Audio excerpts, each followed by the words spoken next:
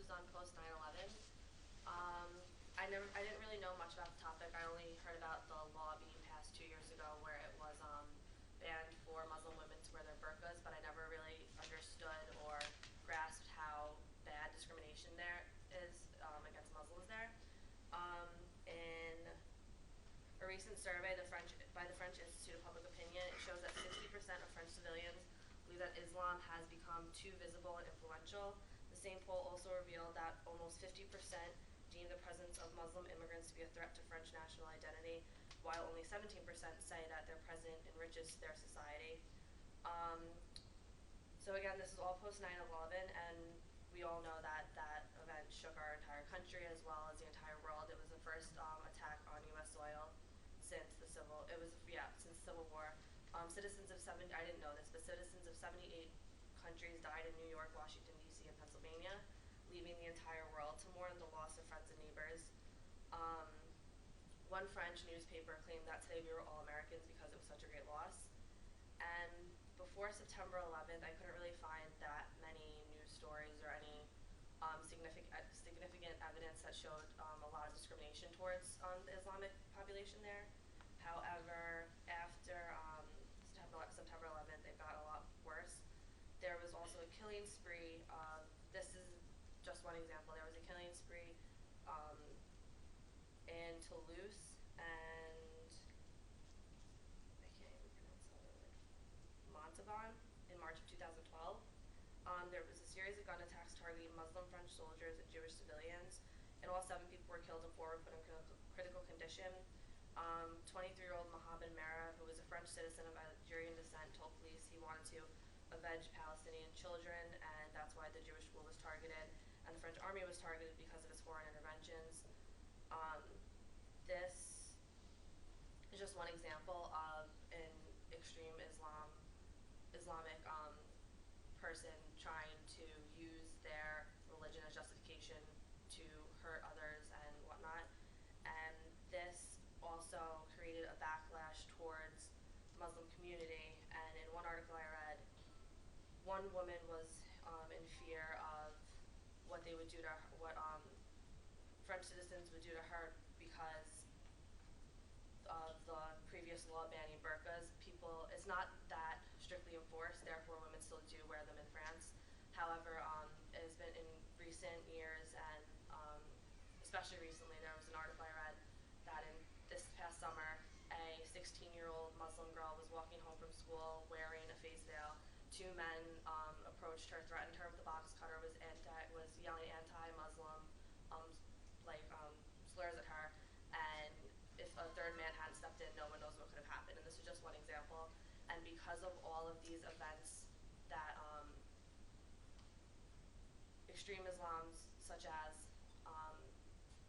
members of Al-Qaeda and people of terrorist organizations, Muslims in France are now worried for their safety because people are taking their anger out on them rather than because of these events, there is such a hatred towards the Muslim community, and I don't think it's fair to them. And that's really it.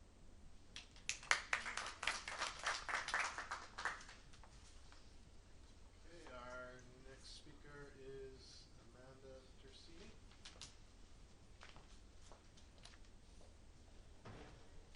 Okay, my topic for my paper was migrant settlers in India's Assam, and I didn't know much about this topic or what was even going on in that area until I started doing my research. And it was very shocking how extreme the violence was that goes on between the people in this region, and even more shocking how extreme the violence still is today. And it's been going on for decades now that the people of Assam have been threatened by the incoming amount of illegal immigrants. The illegal immigrants have caused numerous issues for the Assamese. It's threatening their identity, their national security, and as I said, there's a lot of violence that goes on between the people in there. And in particular, there's violence even today still between the Bodos and the Muslims. The migration most heavily comes from Bangladesh because Assam is bordered very close to Bangladesh, so people come from Bangladesh and go into Assam for immigration. The Assamese people are actually becoming more of a minority rather than the majority in their own region because of the massive migration of immigrants. The governor of Assam had stated that it's posing a great threat to both the identity of the Assamese people and to their national security. Bangladesh is the world's most densely populated country. It has a population density of 969 per square kilometers, and the growth rate of Bangladesh, the population, is 2.2%, which is approximately 2.8 million people per year, which that accounts for the large, massive migration into Assam because it's so populated that there's a lot of overpopulation in Bangladesh, so they're moving into Assam. Um, Initially, the primary reason for the large-scale movement was for economic reasons, like in the early 1900s. The British had developed a tea industry in Assam, but the Assamese people didn't really show any interest. They didn't want anything to do with the industry, so the British were left with no workers to produce their tea. So what they had to start doing was encouraging migration from peasants from present-day Bangladesh to move into Assam to work for their tea industry. And this was the first major instance of illegal migration into Assam, and the Assamese people were very unhappy with having other people coming into their area. Another reason was hopes to expand the Muslim religion, primarily early on in the migration. The Muslim League came up with the idea for a partition in 1947, and one of the reasons was in hopes to expand the Muslim religion. The partition brought about significant change, and the international border separated Assam and what was East Pakistan. This partition led to much violence. There was plenty of wars, chaos between the Hindus and Muslims in Assam. A lot of Hindus sought refugee in Assam and Muslims as well, and that's why they started predominantly infiltrating Assam. At the initial start of the migration, state police patrolled the borders to try to expel people out, but there was so much migration that it was hard to prevent it or even to deport the people that were already here. In 1964, the government of India created the Prevention of Infiltration from Pakistan scheme, which they set up various posts across the border to try to, again, deport the immigrants. And in 1847, that same organization was enlarged from 1,914 officers to, which was prior 1,280 officers, and there were also many personnel provided by the government of India as well as Assam's government, and that totaled to about 4,000 personnel working to deport immigrants from coming in. However, like I said, it's hard to still deport people with such large migration coming in. But there's been more procedures taken towards expelling the illegal immigrants out of Assam, such as the Assam Accord, which was signed in 1985, and that was a major step towards attempting to deport the illegal immigrants. It was signed on August 15th, 1985, and it was saying that foreigners who came into Assam on or after March 25th of 1975 shall continue to be detected, deleted, and expelled in accordance with the law. Immediate and practical steps shall be taken to expel such foreigners. And this accord also laid out the provisions that immigrants who arrived before January 1st of 1966 were to be recognized as citizens. So before that, they were okay in the country. But immigrants arriving between 1966 and 1971 were to be characterized under the Foreigners Act, and they would have to wait 10 years to vote and have more citizenship within Assam. But then again, anyone after 1975 would just be categorized as an illegal immigrant and with hopes to have them expelled out of the country. Since the accord had been signed, 42,449 foreign nationals have been identified. However, only about 2,000 of them had been deported because it's very difficult to get the people out of the country, especially because there's not a definite set of documentation, so it's hard to really tell who should and who shouldn't be there.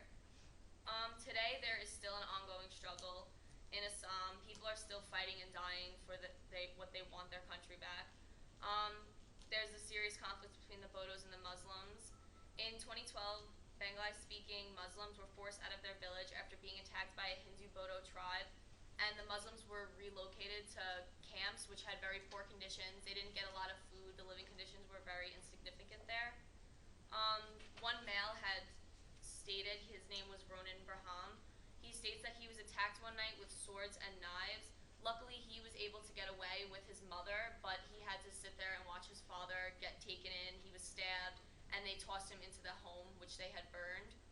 On July 6, 2012, 5 Muslim males were shot at, and then 2 weeks later, 2 Muslim men who were both affiliated with Muslim organizations were killed, and following that killing were the killings of 4 young Bodos in retaliation.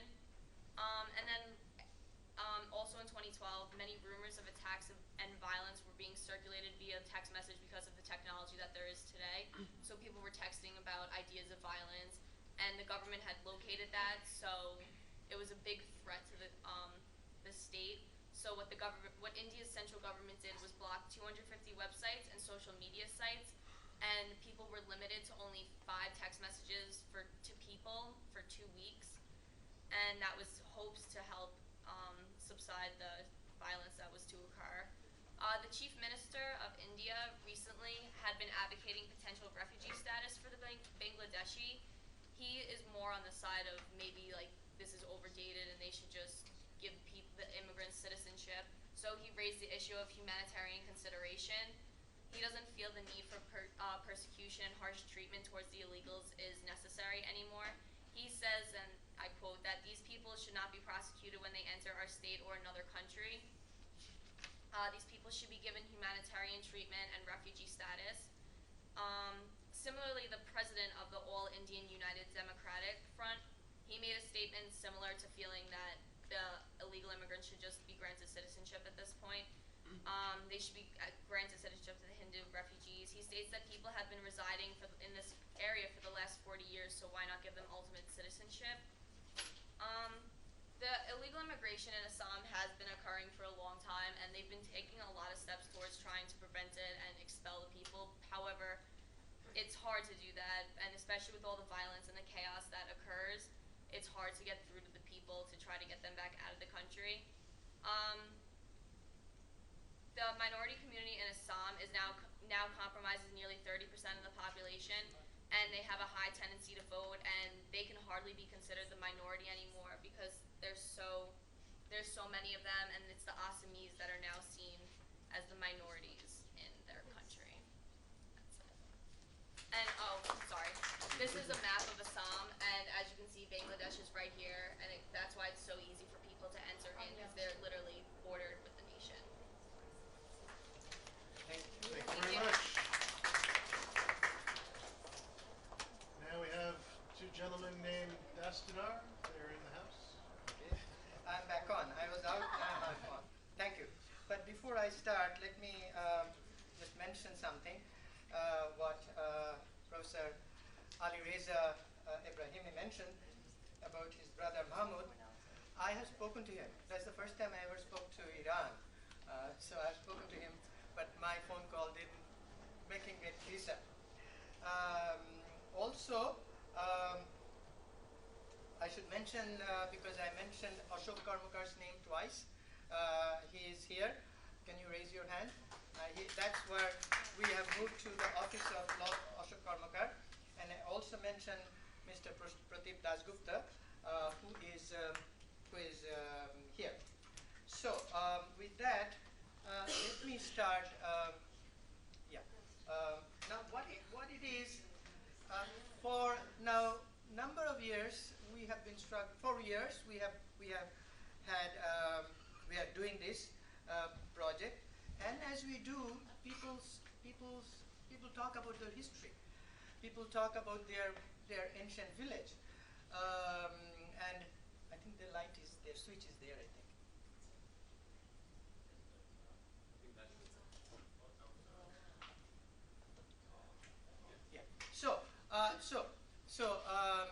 So then there are times I have gone to various places. People come up with all kinds of things, and thus the idea that what kinds of documents for history to be saved. As some of you know, when in 2001 there was a change in government in Bangladesh. Pro-Islamist came. There was fear amongst pro-secular groups that some of the history books could be gone. So actually there was an attempt. They came and met here in my university whether or not we can save some of the documents here.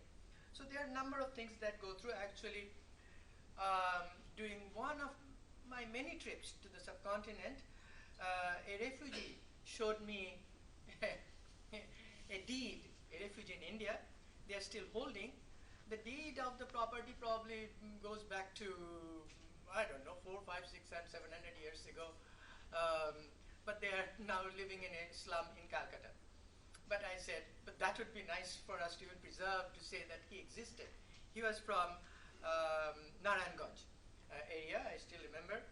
Then some time back, a gentleman, maybe 10, 15 years ago, showed me supposedly the document when after Bangladesh became independent, or during the independence, they were writing their constitution in hand.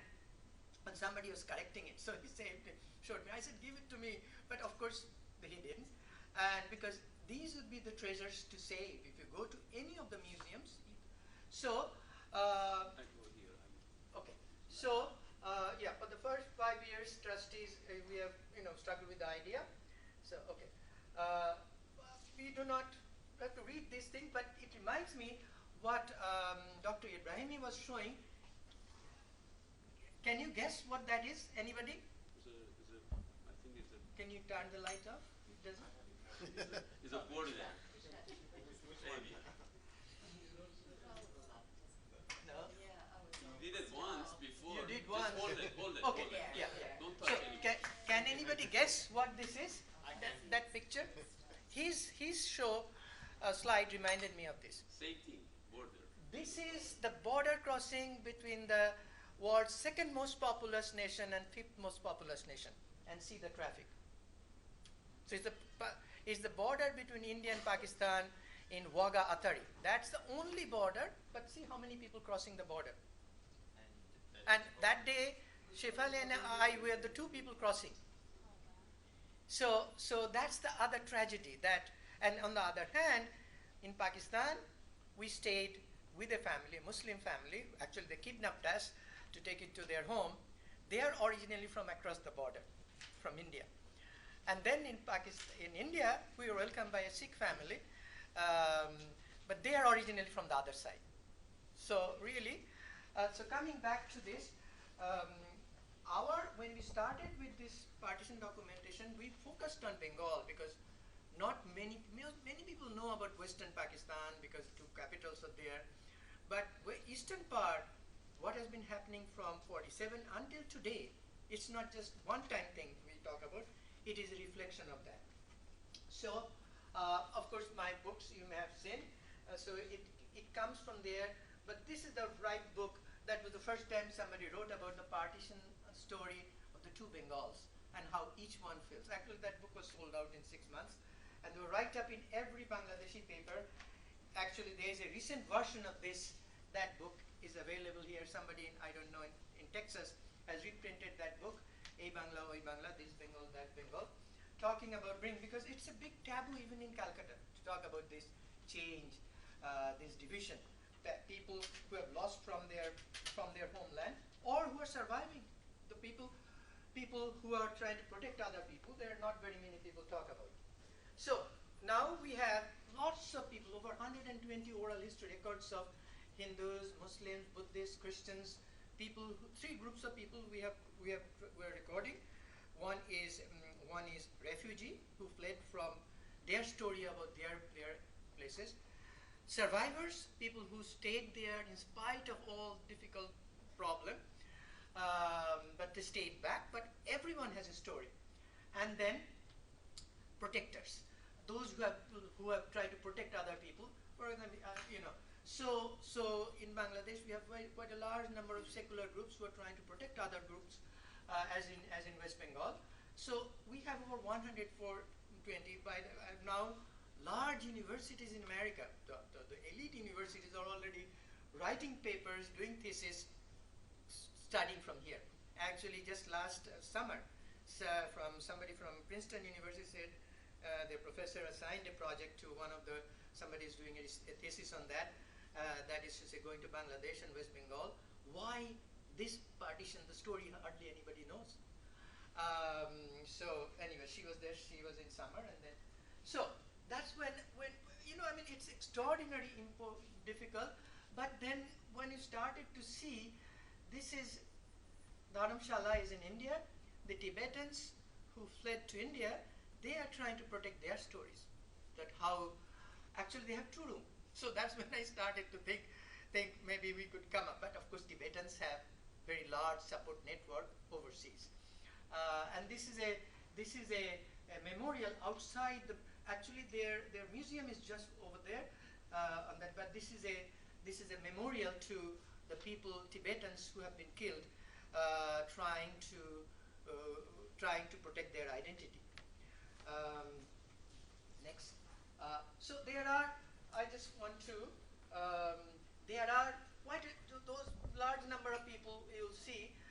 We have, and if you click, yeah, just for example, you may know this lady, her. So, but what happens? So now you have a YouTube based on this. We have other people are working on what. This lady is very well known because her father, what I call her grandfather, is what I call is the idea of Bangladesh. Her grandfather was a Hindu, was the first person in Pakistan Parliament to say Bengali should also be national language, Dhirendranath Dutta. Yet the father, grandfather, and uncle were dragged from home in '71, tortured brutally, and the body has never been found. And she was also abused. And so, yet, in sad part of it also that yet in free Bangladesh, their property was declared enemy property, was taken over. How could a person who gave life, it could be enemy property? Do I have time? Yes. Okay. So let me just take a moment. One second. Let me be finishing Okay, that. then you finish. I'll just be over in a few seconds. So where is my? So there are this guy, for example, who just came last 2 years ago. He came to our conference, and he is the guy who is spearheading the young second generation in Bangladesh. Khalidur Rahman Shakil is the secularized Bangladesh. Also, this is a very famous family in Bangladesh, in Bengal. The gentleman, this one we did very recently here. Actually, he is originally from Mymensingh, but during '71 liberation and afterwards, 7 of their ancestral homes were taken over illegally. But he lives here, and we did. But I was going to go to Amalandude. This is a very famous couple, originally both. Sorry. So. No, not yet. You got the same one on both things. Okay. So, but anyway. So before we have just a few others. I was just going to point out on that interview of Mrs. Arama Datta, I don't know how much you folks know about YouTube. It doesn't matter. The bottom line is to break the view number of 301, it has to be a huge number of views, and that's very, very difficult, especially considering how many interviews there are for people to watch that we've got up already. Hers was the second one. Mr. Jamal Hassan was the first one to break the 301. But we've got so many interviews up there. We try and keep them brief, but it's hard for people to stop talking about what they went through, and it's hard for people to stop watching also when you hear these stories of atrocities. Yeah, we try 30 minutes, but there is one or two. We have volunteers in India, Bangladesh, California, Texas, and New Jersey, but not very many volunteers do volunteering. You know, they are interested, but they have not done a whole lot. But if you have done, the problem there is one has done a 1-hour interview. I mean, that's too much. And of course, YouTube, you have to cut it into small pieces because it's free. Anyway, so then I was in Ireland last March and April. So in Ireland, one of the good things is that they are trying to preserve every town, every village has a museum dedicated to the British atrocities and all that. So this is not the two-room. Right behind there is a two-room building. So there's quite a few two-room, three-room museums throughout Dublin, also in other places, but this happens to be in Dublin. So that inspired us to say maybe we can think of going into. So the question is, after visiting several museums of Tibet in Dharamsala in India and that of Irish War of Independence in Dublin, Ireland, plus dozens of museums of Holocaust, Black, Native American, of slavery, Irish, American, Jewish, Palestinian, Cambodian, Bangladesh museums in New York and beyond, some of them just one or two room museums, we thought we would seek suggestions from the partitions for the following. We probably would be seeking It's for almost many. embarrassing when you think about it that every major city in the United States, or even across the world, has a Holocaust Memorial Museum for the Jewish Holocaust, but considering the magnitude of the genocide which has occurred and continues to occur in India and Bangladesh, and the fact that besides looking online, you'd be hard pressed to find people who not even know about it or a museum. So the question. So these are some of the questions. Maybe when we have question and answer, you could give us where to organize the museum. Queens, New York, Calcutta, Dhaka, somewhere else. What materials to display? How to get those display materials? This is the hardest part. Where to store those materials for display? How would you raise funds? Publicity, public relations, security. Would anyone like to serve in a committee to plan for a museum? And many more. So, and then these are the information. So basically, with that, it's a more and more as you travel. Even in Bangladesh, even with the government support, where we have pro-secular government now, the war museum actually, I have hosted Mafidul Haq a couple of times right here. Shahriar Kobir has also come to our campus, and we just interviewed Kamal Lohani. But still, it's a very, very delicate stage. If that is to say, still in Bangladesh, it is not such a big thing. So with that, I would leave it up to the group, and I would end here unless you wants to say something. So then, thank you. Just the bulk of what I would have to say is actually just go to our websites. We struggle hard to gain the material and also put it up online, and just these menial tasks take forever, but they mean a lot to us and a lot to the people who have been forced to endure it. A point is that I'd like to bring up is there was a slide that it's the politics, economics, and law department, not just the politics, economics, and society. Is this the time for asking questions? This Yes, would be the yes. time for asking That's questions. the boss. Okay, boss is here. I have some questions. Dr. Ibrahimi, Dr. Ibrahimi, come. Yeah, I'm sorry. Can you turn it off? join us back up front. I'll try. And questions, comments? Yes. I have some.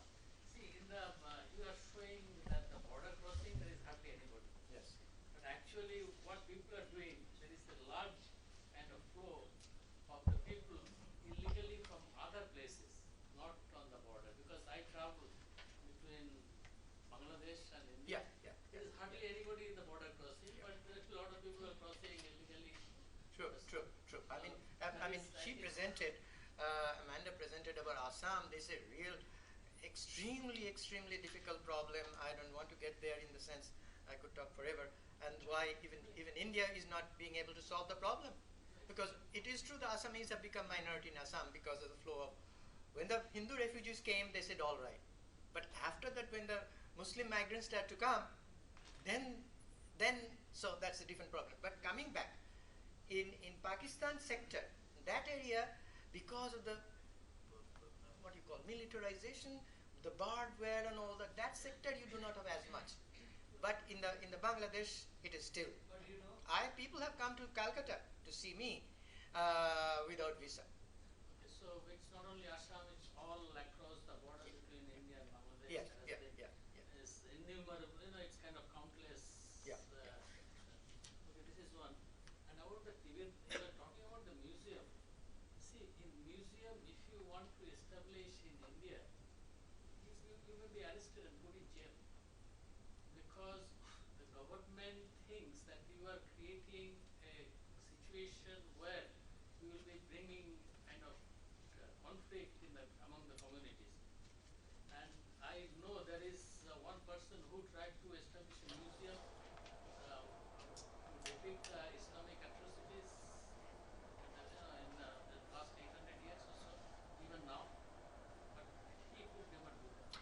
He had a display one time, and he was forced to close it later. yeah. Calcutta, though it is run by refugees, Bangladeshi Hindu refugees, yet they are the ones who would not allow you to say anything. It is not only in Calcutta, it is all over India. Okay. Actually. And about the museum, since our resources are very limited, and we are living actually in a virtual world now, so it is always, I think it's the very cheapest and very convenient to host this museum on the web. Yeah, we are doing it, but that is also not that cheap in the sense if you were to go, I mean, if you look at 100 and, sorry to take time, 125 interviews, probably Shu and I have done 115. So when you do not give money to other people, they do not find interest in doing it as much as they are committed. That is to say, people want, even in India and Bangladesh or elsewhere, they want us to pay. And as you know, this we cannot do by paying somebody because it's such an enormous problem. So you just cannot pay people to do it. That's what I'm saying, $50 per interview. I mean, which I do not have. But then you'll be going out of business. See, the thing is, another advantage, I recently went to England, went to the British Museum. The time I have is so limited, and you cannot stand there and read and see, that clearly. And if you have it on the web, you sit at your home and take your time and you can all the documents the way you want. So it is a good idea living in to have a virtual museum on the web. Yeah, Okay. That's a very good idea. So this is about the museum. But okay, anybody has any other question? I mean, when you're talking about having a virtual museum on the web, you can have there's virtual museums out there nowadays. I mean, having a physical space makes all the difference. If you were to talk about apps, I mean, just you can log into being at the ISPaD Museum on Yelp, but you can't do that if you just go to a website. I mean, like everybody's got it all over their Facebook pages and all that stuff, but there's just so much. The bulk of the material is monstrous, and just having that is a definite thing that we must have. Having it online, but having the next step for our growth as an organization, I think would be to have a physical space. Or if you're just walking by and you just happen to say, let's walk into there, learn about artists. all right. Other questions? There is another one about student. Now, see, the thing is, it's very good idea to have that kind of cultural exchange. But I think the primary thing is to change the mind of the leaders who are creating the problems. That should be the emphasis or effort. See, it's always good, but it's so limited in its scope and magnitude. And unless we can change the mind of the leaders, we cannot really have much impact. But let us not be pessimists. Let's also try. No, I mean, think we have to try everything. No, I'm saying it is That's definitely true. good. Every effort. I agree with you 100%, and most of our problem, not only just that part of the world, I mean in general, comes from mind of the leaders. But again, say the whole world is changed.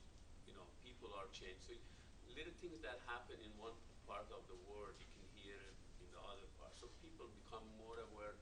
So even the leaders have to listen to the people. One example was, I would say, Iranian election. So they listen to their, whoever it is. So if you can, then it's gonna. Another example was the Syrian. We almost went to the Syrian war. So I think it's the whole world. I'm more optimistic. We're going toward the peace and harmony, and this is the end of all the war, hopefully. But I want to ask Sati my own question. Maybe eventually it would be a good idea. I don't know who I'm talking from, but I'm professor here. But maybe we can open a center here.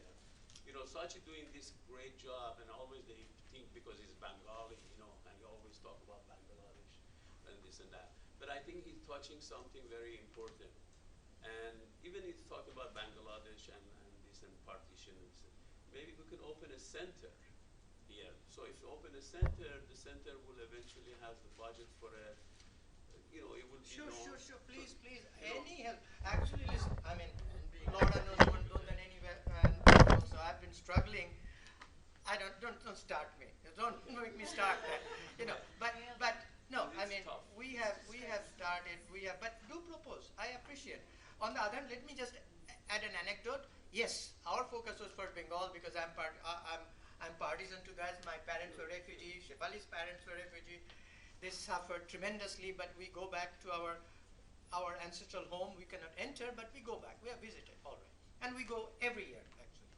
So, but the first time we said we are starting to do an interview, somebody who we get, somebody from Westchester runs here who is a Hindu refugee from Pakistan, Sindh province. She comes here. So she is the Shushila Gidwani. Is our first interview. So she is not a Bengali, she is not from Bengal, but she comes when she knows. She says, I want to tell my story because I fled, my family fled. That's what. Then we had quite a large number of people from Punjab, from Indian Punjab or Pakistani Punjab, Punjabis. We have Pathans. We also have an Irishman, but he did because he lived in India and Bangladesh during troubled times. So he told about that story. So people from all. Then we got I was in Delhi last October and November, December. It's quite a large number of Kashmiri Hindus who are in India. They came to be taught because they have been driven out from their home in India, which is in Valley is a Muslim majority. 20% were minority Hindus, and they were driven out. So these are the doctors, professors, lawyers who were there. So what I'm saying is yes. So people from all kinds of areas. We had people from Korea who came to speak, Ethiopia. So true, but at least we have to start from somewhere. True. If it is too broad, I won't be able to do anything. You understand? And also collecting funds to keep us going it's difficult. Yeah, And absolutely. I mean, we are begging from $5, $2, Yeah. $50, but we are having whatever we have to do. But what can I'm not fine. We are doing fine. Any other questions? Before we get to the next Yes. question, I just want to say Dr. Dastarar mentioned Laura Healy, who works here in the Politics, Economics, and Law Department, and she's been a great support for us. Yes. Next question. I have a question. I do not know how relevant it is, but my question will be: if you see a pattern in all Muslim majority countries where all these minorities have been driven out, or somehow they got rid of minorities, how it happens, and what do you think that what is the reason behind it? That any country which is Muslim majority, they will not let the minorities live in those countries. What do you think? This is a tough question. I'm not political major. I'm a computer science. I can say it from. But since you're addressing me to answer that, I think in any kind of extremism, there is a problem. It could be, if you look at the history, it might be seen now like that, but if you look at it, I mean, you will find out this happened in all religion, it's all ideology. Even within the religion itself, you will see there is sects and there is minority groups that are targeted. So if you the wars in World War I, World War II, after it, even between Iran and Iraq, which is the largest loss of life, I think is after World War II. I was reading it, Iran and Iraq, they are the same religion. So before, even if it's not about religion, before that it was a nationality issue. So Iranian were pushed to leave Iraq. This is not just now, like starting 300 years ago. So they're pushed to leave, because they speak differently. They have a little bit different culture and religion. But sometimes religion dominates. We say we're Muslim, but really, am I Muslim? I have a name called Muslim. Do I pray 5 days? Do I, do this and that? Do I, So it's not. So we just carry a name, and then on the name of that, the same thing with Christianity. We just had the issue in Ireland. We had the issue in elsewhere, Protestant versus Catholicism, and so on and so forth. Even issue with the Palestine. So it's a very conflict. I'm not from scientific and historical aspect of it. Piggybacking on what you said about every major religion has indeed actually had some sort of I'll just use the term incident, but every single major religion has a Holocaust of its own. The only one which doesn't is Buddhism, but that's a faith. It's not a religion. They would debate that whether it's not really. That's just from my undergraduate Can I add though? But I follow this. There is enormous literature in the internet you'll find where secularist Muslims are raising this question. As a reflection of that, the tragedy is that there are 57 members of OIC, Organization of Islamic Countries. Almost all the nations have declared Islam as a state religion. Automatically it makes other people second class. And why would I be a second class citizen, which is my land? I have been there before Islam came. And also the other, you can make a comparative analysis. Look, if you go to Pakistani Punjab, where there's not a single non-Muslim left, but still in Indian Punjab, there are some Muslims left, as well as Christians and Buddhists and Jains and Sikhs. In Pakistan, Punjab, which is the birthplace of Sikhism, there is not a Sikh left. So, and also from even Bengal perspective, Bangladesh at the time of partition had 30% non-Muslim. It is down to 10%, whereas West Bengal at the time of partition it was 17% Muslim. Now it is 28%. In spite of the refugees who came here, it has gone up. So there are, but in Bangladesh itself, there is enormous literature by pro-secular people writing why it is, what should we do. That's why in Bangladesh they're trying to keep the secular, not just secular constitution, make sure that no more cleansing takes place. Professor Cowens, you had questions? Before you ask, can I just ask, please do turn your cell phones off. I actually have a question for Professor Ibrahimi.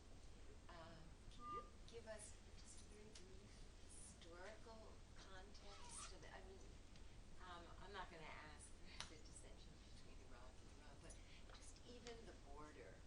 Where did that border, who set it, in what context? Let's blame everything on British. Yeah. Wow. Let's do that. Yeah, but actually it is true. I mean, I just studied this, and my brother, who's supposed to be here, he did research on that. He backed to uncertainty that British created. So okay, I'm gonna, because Iraq just had independent, I don't know, within 2 centuries or and less than 2 centuries, 200 years, and it was part of Ottoman Empire, and then British take over, and then said, okay, we're going to be your custodian for 20 years, or just agree that we're going to be custodian for 20 years, and then okay, ask Iran, you're going to recognize us, but they don't, because it was part of Iran, it was the empire, and then they said, okay, well, if you agree to recognize us, we're going to solve this issue of the river. Okay, we're going to give it to you or not give it to you, maybe half and half. Actually, river's supposed to be half and half. Yeah. You know, so like any international half and half. So they didn't. It was entirely to Iraq. You understand? So right now is a major conflict, which is everybody knows the river should be in the middle of each one. So now the river is entirely to Iraq. Here the fishermen, here the people who passing the river. So it's going to start from there on, and it never resolved. In 73, resolved. Then later, any king, any president came to Iraq and said, okay, we're going to go back to the issue of what was before, or something like that. I think it's what you just said is many other problems. I'm not going to say that because of the West or what British. I think we need to take the charge now and resolve our problem or resolve it. But again, the issue of secularism and religious issue is not just those countries that is a state, okay, I'm Islamic or I'm Hindu or but it's happened in the West. We have a party called Christian Democrat. So when you have a call in the West something like that, still there's names called Christian Democrat. Even they don't follow the Christian, but the name is there, so it gives an idea to others that they can be Muslim Democrat. They can be a Jewish Democrat or Jewish other or Hindu Democrat. So, but we don't, if you hear Christian Democrat, do you think of Islamic Democrat? Do you think of Hindu Democrat? Do you think of Jewish Democrat? But we don't. We think it's okay for them to have Christian Democrat, but it's not okay to have Islamic Democrat. It's not okay to have Hindu Democrat. So maybe we shouldn't have all of these. I'm just saying. Or just, let's play the game. Actually, there is a perception that intellectuals from the Muslim world, they are very prone in finding the faith, if I am concerned with India, one main aberration. They cite and cite for years, for decades, but they will just dodge away the questions why the Islamic literatures or Hindu seculars will not talk for propagating secularism in Islamic states. They will never cite why the Islamic states, whatever country is getting majority in Islam, immediately they are converting. Suppose the OIC in 1948, when it was created, the number of members were 20. This is post-British. No way to place blame on the British. But right now they have got 56 members. In this second half of the earlier century, they have done this in the modern time after the British is out of the power. So it is the intent on the way of the Islamic countries where they are majority, they will turn their country into theocratic countries, but where they are minority, like in India or USA, they will try to flex as much power possible for their religious purpose. So that is the biggest problem of the world today. The expansionism must not be carried on by any religion. Expansionism is the way that actually makes problem in the whole world. Religious expansionism. And that is the reason that lady made a beautiful presentation of Assam. Excellent presentation. I never expected such a presentation. Assam is facing that problem. The locals of the land, who they are pervaded by the migrants from the other side, who after coming for economic survival, actually they are flexing their muscle. And they are trying to keep the local Assamese population under their thumbs. That is happening very rigorously in Assam and in border district of West Bengal, Malda, Murshidabad, which are close to the borders of Bangladesh. That tendency has to be reversed somewhere, because right now the world is a small world. So the works of the yesteryear to conquer the places and to have everything under subjugation, that must go. Otherwise, there will be a point when the other peoples will revolt. That's the end of our time for our first panel. Please join me in thanking our panelists. We'll take a 10-minute break. No, 10, 5. Five. There is